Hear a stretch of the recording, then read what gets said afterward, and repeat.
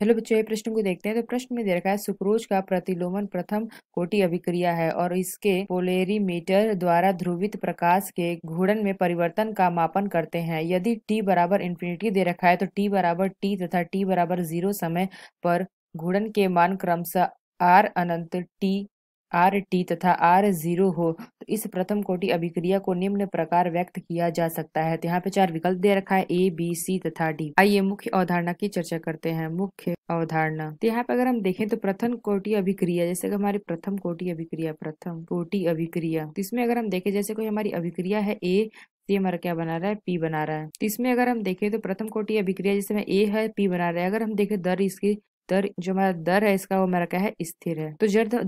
तो जब हमारा दर स्थिर होगा तब हमारा क्या होगा, ये हमारा होगा के बराबर 1/टी ln a/a-x। तो यहाँ से अगर हम देखें तो जो हमारा ए है ये हमारा क्या है, अभिकर्मक है। तो यहाँ पे अगर हम देखें तो जो हमारा ए है ये हमारा क्या है, रिएक्टेंट है। अगर हमारा पी देखें तो ये हमारा क्या है, उत्पाद है।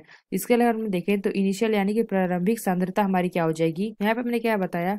तो यहाँ पे अगर हम देखें तो यहाँ पे हमारा ए क्या है, अभिकारक है तथा पी हमारा क्या है, उत्पाद है। तो ए की प्रारंभिक सांद्रता और a-x की सांद्रता, तो यहाँ पे हमने क्या बताया, जो हमारा ए है ये हमारा क्या है, अभिकारक, और जहाँ पे हमारा पी क्या है, उत्पाद। तो यहाँ से हमारा ए की प्रारंभिक सांद्रता और ए एक्स की सांद्रता है, जो हमारा ए है एट टाइम, ये हमारा क्या है, टी है। तो यहाँ से अगर हम देखें तो हमें प्रश्न में क्या पूछा गया था, सुक्रोज का प्रतिलोमन प्रथम कोटि अभिक्रिया है और इसमें पोलोरीमीटर द्वारा ध्रुवित प्रकाश के गुण में परिवर्तन का मापन करते हैं। तो यानी हमें क्या ज्ञात करना था, इस प्रथम कोटि अभिक्रिया के लिए निम्न प्रकार व्यक्त किया जा सकता है। तो यहाँ पे अगर हम देखें तो जो हमारा दे रखा है सुक्रोज यानी कि चीनी, तो एक चीनी का उत्क्रम प्रथम कोटि दर समीकरण का जो हमारा अनुसरण करता है, इसलिए हमारा क्या हो जाएगा, यहाँ पे हमारा हो जाएगा के। तो यहाँ पे प्रश्न में क्या देखा था, के बराबर दे रखा था 1/टी ln a/a-x। तो यहाँ से हमारा क्या आ जाएगा, बराबर हमारा हो जाएगा 1/टी और यहाँ पे हमारा हो जाएगा ln, और यहाँ पे अगर हम देखें तो यहाँ पे हम क्या ले लेंगे, ए बराबर हमारा क्या हो जाएगा, आर ओ माइनस आर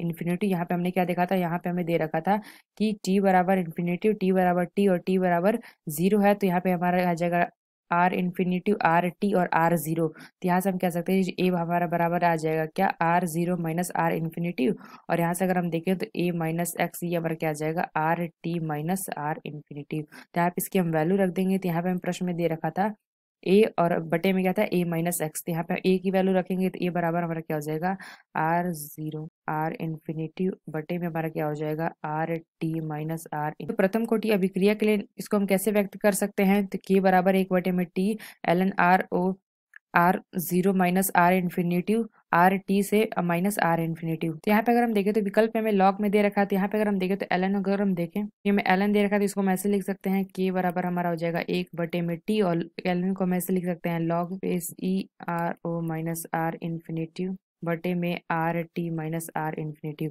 तो यानी अगर हम देखें तो जो हमारा बी विकल्प है यह विकल्प हमारा सही होगा। तो आशा करते हैं आपको समझ में आया होगा। धन्यवाद।